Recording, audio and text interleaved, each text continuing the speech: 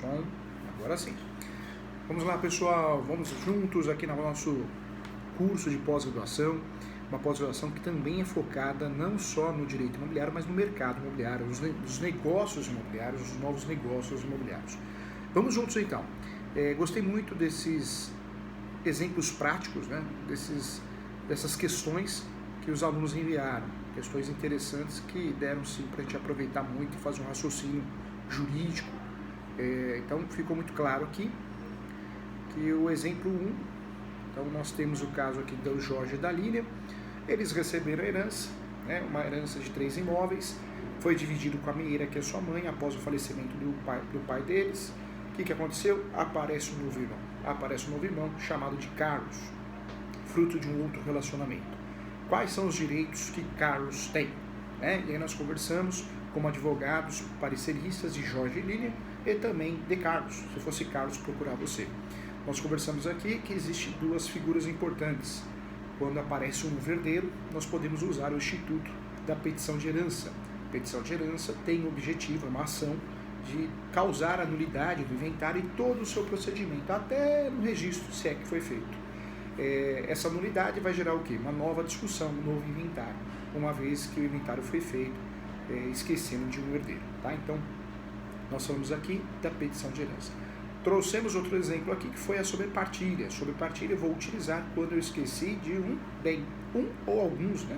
A omissão de bens eu vou utilizar sempre a sobrepartilha, porque existe omissão de bens. Ficou muito claro isso, exemplo muito legal.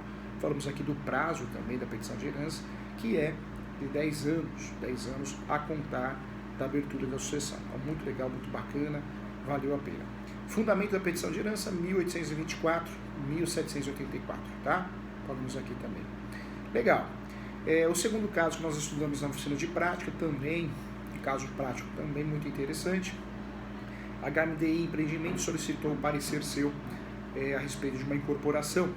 Você é advogado, você é advogada, qual que é o parecer que você vai dar para a projeção de uma incorporação e também para o início das vendas, a parte contratual, inclusive o pós-atendimento. Ou seja, essa incorporadora, ela quis, né, solicitou ao nosso aluno um parecer completo.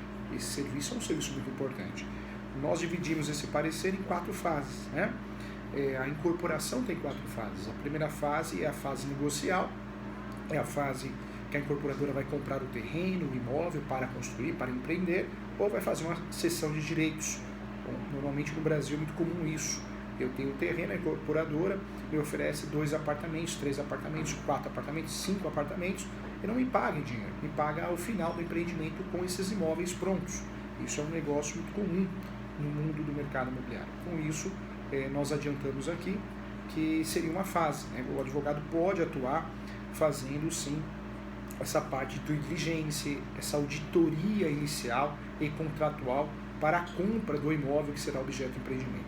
Já a segunda fase seria o registro da incorporação. O registro da incorporação não existe segredo, realmente a prática está na entrega de diversos documentos, são muitos documentos que devem ser entregues, mas esses documentos, na primeira incorporação você normalmente tem essa dificuldade, na segunda você já tem até o copia e cola, você já tem até os documentos, os modelos, fornecidos até pelo cartório. Cuidou da parte registral, falamos da importância também do porquê registrar a incorporação de forma imediata. É muito mais vantajoso, porque se for transformar em condomínio posterior ao empreendimento fica muito mais caro, fica muito mais oneroso, e sem falar que a incorporação ela gera uma segurança para o comercial vender com mais facilidade. Aquele que tem um pouquinho de conhecimento jurídico, ele jamais vai comprar um imóvel na planta que não seja objeto de registro de incorporação. Por quê? Porque ele tem uma proteção porque passou um dossiê pelo cartório, né? O cartório aprovou. Existe a figura do patrimônio de afetação, pode existir, que protege mais ainda essa relação contratual, essa relação do mercado imobiliário. Então merece nossa atenção especial. A terceira situação, a terceira fase dessa incorporação, que nós vamos explicar para o nosso cliente, é a relação contratual. E nós conversamos aqui que quando vendo um imóvel, na planta o ideal que seja uma promessa. Promessa porque eu estou vendendo uma fração ideal, uma expectativa de direito, uma cota à parte. A partir do momento que tem a construção, tem um habite, aí eu vou falar num contrato de compromisso, se o pagamento for parcelado. Mas pode ser contrato de compra e venda, pagamento à vista, pode ser ainda um contrato de alienação fiduciária, né, através de um financiamento imobiliário. Então nós conversamos a respeito dessa parte contratual, dessa relação contratual. Conversamos também que a última fase, o pós-atendimento, na desistência ocorre o distrato. O distrato é consensual. Pode ser aplicado, assim, a lei do distrato. Se esse distrato não for consensual, vai para o Poder Judiciário. O nome da ação, ação de rescisão de contrato. Apesar da lei do distrato ainda ser recente, nós temos várias decisões diferentes, né, de evolução de 80%, 70%, então nós temos várias decisões diferentes, tá? Ponto importante também, foi um excelente caso estudado aqui na oficina de prática da nossa pós, muito legal esse exemplo também. O terceiro caso, olha só, Marcos e sua esposa Maria José compraram um apartamento através de contrato particular preliminar para aquisição de domínio da propriedade. Após o pagamento, o vendedor Hélio sumiu. Qual o parecer correto que você, advogado ou advogada, deve ser tipificado para que o casal solucione a situação e possa obter a escritura definitiva? É o jeito de escrever do nosso aluno, hein? Lembrando que a pergunta, né, os casos práticos selecionados que foram enviados para o pedagógico estão na íntegra, então do jeitinho de escrever do aluno, tá? Nós não vamos alterar. Em alguns casos nós alteramos os nomes, se a gente perceber aqui pode impactar numa insegurança para o aluno que enviou, tá? Mas na íntegra, do jeitinho de escrever. Então o que quer dizer, né, o nosso querido aluno aqui, o Rogério? Professor Júlio, Marcos e sua esposa Maria José compraram um apartamento, assinaram um contrato preliminar. Nós somos especialistas em direito imobiliário, nós temos que enxergar para o contrato e já saber que tipo de negócio que é.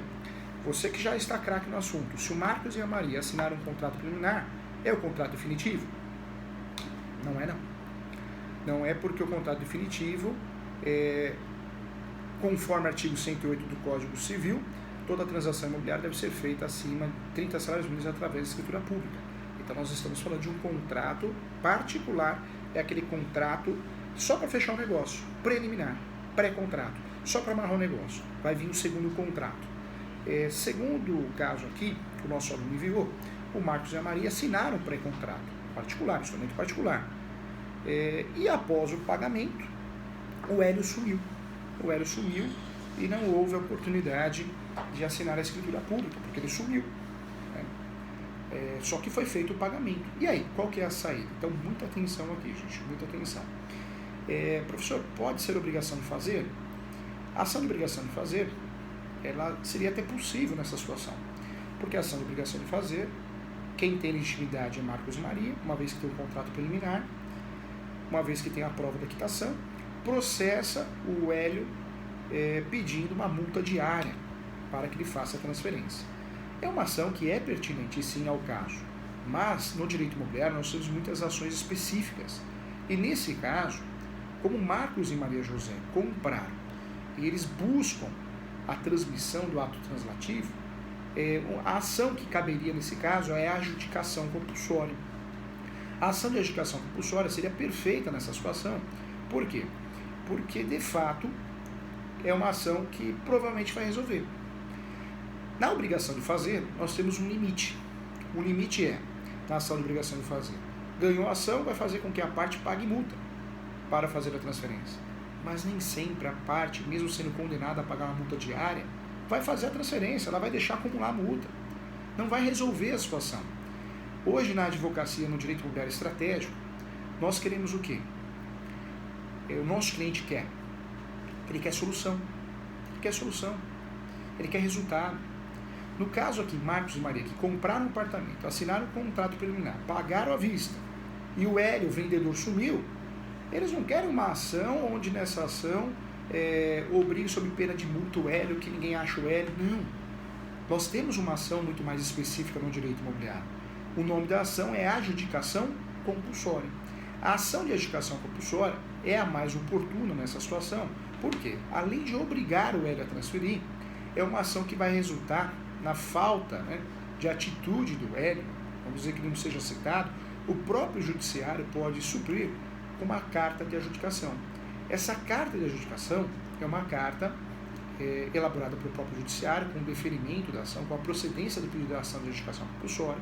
A parte retira essa carta retira essa carta, na verdade hoje o processo digital, então não retira mais, imprime essa carta, vai no cartório de imóveis, preenche o requerimento, tudo via requerimento, tudo formalizado, e pede o registro da carta de adjudicação. Se tudo correr bem, o que vai acontecer? Se tudo correr bem, o seu cliente vai ficar contente da vida, você também, porque de fato resolveu. O seu cliente terá o registro, o domínio da propriedade em seu nome. No caso aqui, o seu cliente, Marcos e Maria José, terão sim a propriedade do apartamento. Isso se tudo correr bem, mas nós estudamos um direito imobiliário estratégico. Nós precisamos estar preparados para tudo. E se o cartório nega o registro da carta de adjudicação? Aí você vai falar, professor Júlio, isso não vai acontecer nunca, isso não pode acontecer. Por que não pode acontecer? O cartório tem o princípio da autonomia.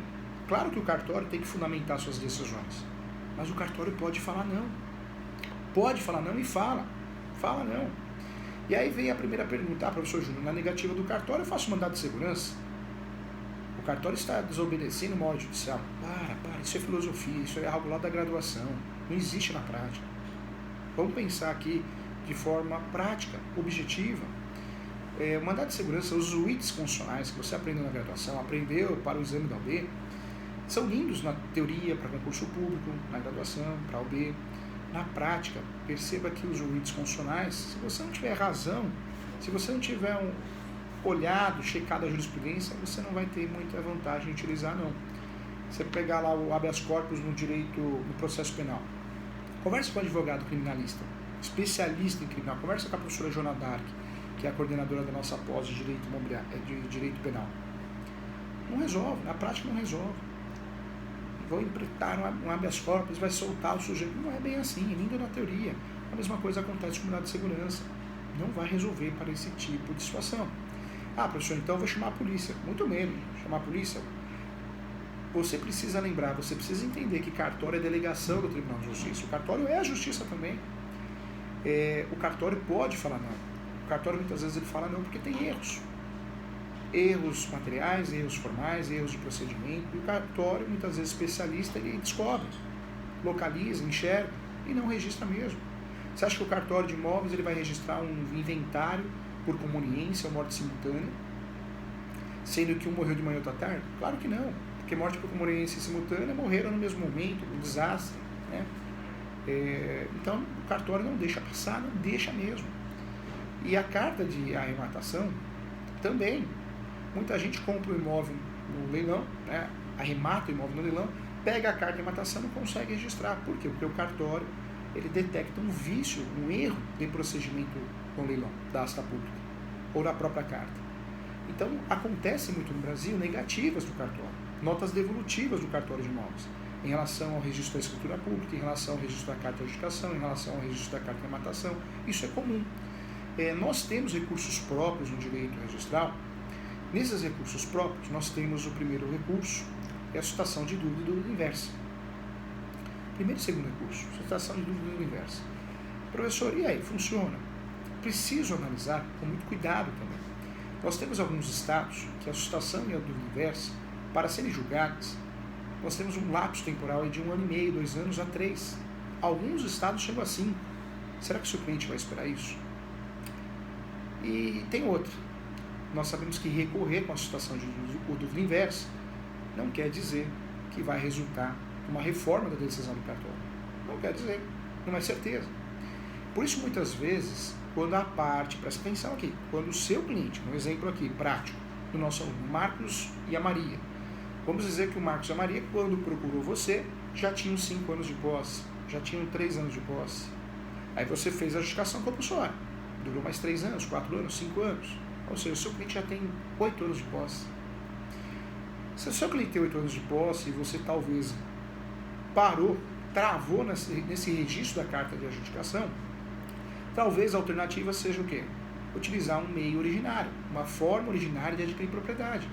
Por quê? Porque dificilmente o cartório vai negar registro de uma ordem originária, de uma forma aquisitiva, mas originária de adquirir propriedade. Quando eu falo de forma originária, nós temos várias no Brasil. A REURB é uma delas. Quando eu falo de REURB, nós temos REURBs.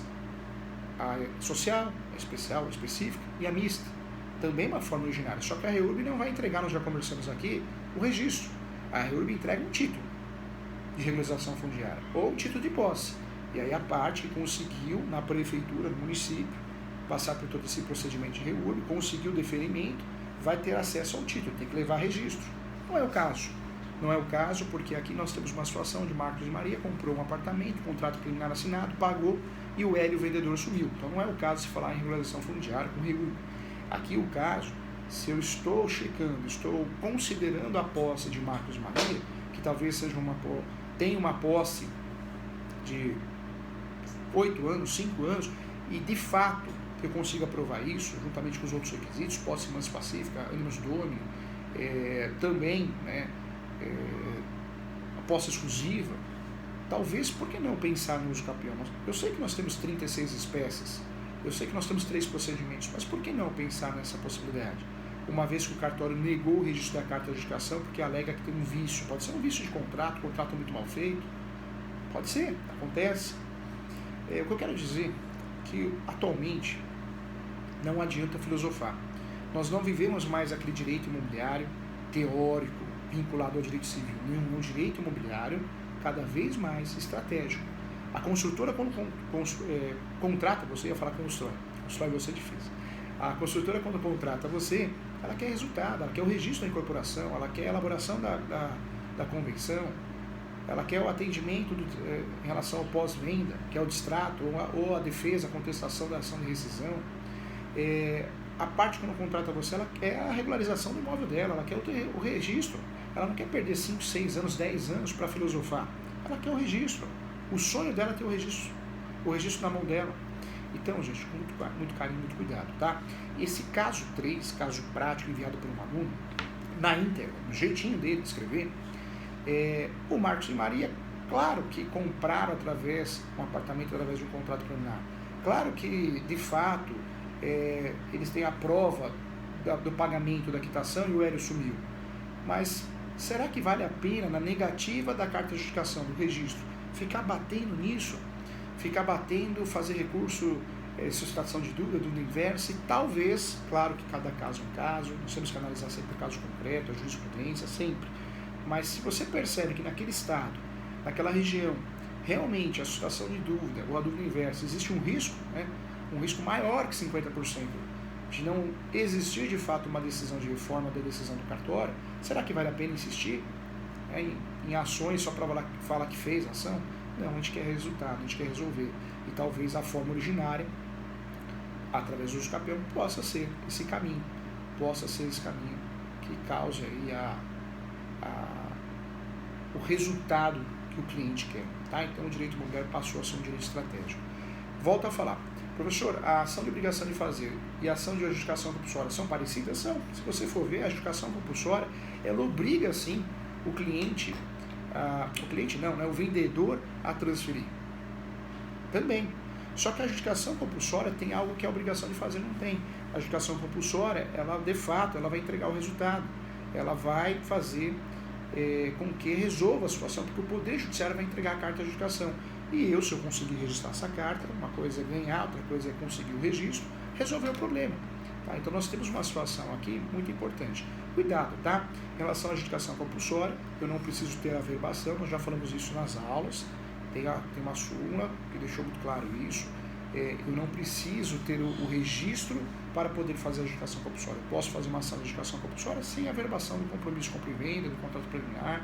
Então é totalmente possível fazer isso, tá? Outro detalhe importante, a ação de adjudicação compulsória deve ser uma peça feita, nós estudamos aqui, o professor até mandou alguns modelos na aula, nós de fato vamos fazer uma peça didática, objetiva, não adianta fazer uma adjudicação compulsória com 30 laudos, 20 laudos, não, é uma peça muito específica, uma peça muito simples. Por quê? Porque nós estamos lidando com uma situação de fato, uma situação que existe a negativa do vendedor em transferir o ato translativo. É nesse ponto que nós vamos pegar, é nesse ponto que nós vamos usar a tese e provar, usar as provas documentais.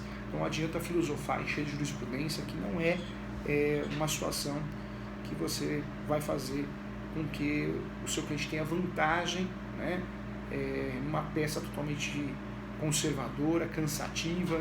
Não é mais assim. Volto a falar de advocacia cada vez mais estratégica, tá? Então, ponto importante aqui. Legal, oficina de prática faz a diferença. A nossa pós-graduação, nós temos isso, né? Esses pontos para estudar alguns casos práticos interessantes enviados para os nossos alunos, pelos nossos alunos, né? Então faz toda a diferença.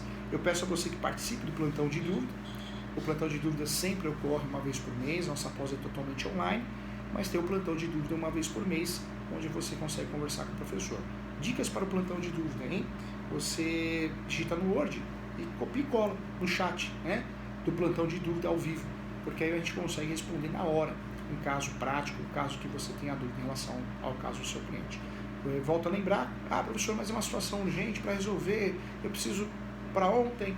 Aí o professor presta o serviço de mentoria, que é um serviço do escritório, professor, com muito carinho, né? Eu tenho feito aí mais de 10 a 15 mentorias por mês, ajudando muitos advogados, alunos da nossa pós-graduação, advogados que não são alunos da nossa pós-graduação, mas procuram, né, o professor, o escritório, para uma consulta em formato de mentoria, para que possamos conversar ali aquela 1 hora, eu possa corrigir a peça, entregar algumas teses novas, uma visão nova, faz toda a diferença, horário marcado, é muito legal, muito bacana, você ajuda o escritório do professor, o professor ajuda você com conhecimento, e é assim que tem que ser, tá bom? Eu agradeço, espero você no nosso próximo bloco de prática jurídica.